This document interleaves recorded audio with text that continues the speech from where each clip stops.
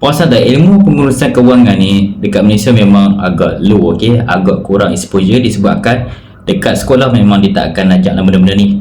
Ilmu tentang duit memang tak akan ada dekat sekolah. Perkara yang ada dekat sekolah adalah hafal soalan, hafal jawapan dan muntahkan di waktu exam. Dan kurang pada tu, kita belum ada skill menguruskan duit.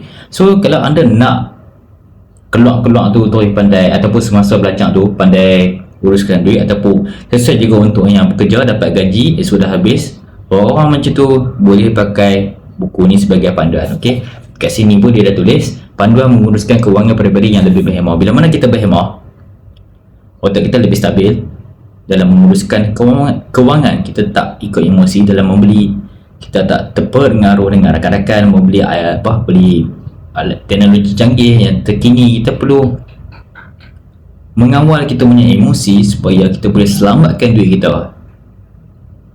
Bila mana kita mengutamakan kita punya kehendak, memang lambat laun duit kita akan hilang tanpa sedar.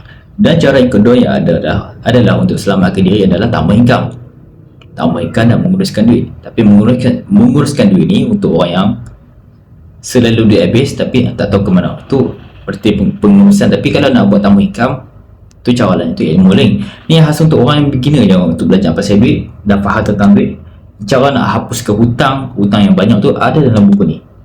So kalau berminat nak belajar dan nak tahu macam mana nak uruskan duit anda sendiri, so kalau berminat dengan buku ni, boleh tengok dekat background di bawah ni. Kalau nak belajar macam mana nak uruskan hutang ataupun menguruskan kewangan anda yang tahap kritikal sekarang ni, okay? Buku ni boleh membantu, okay?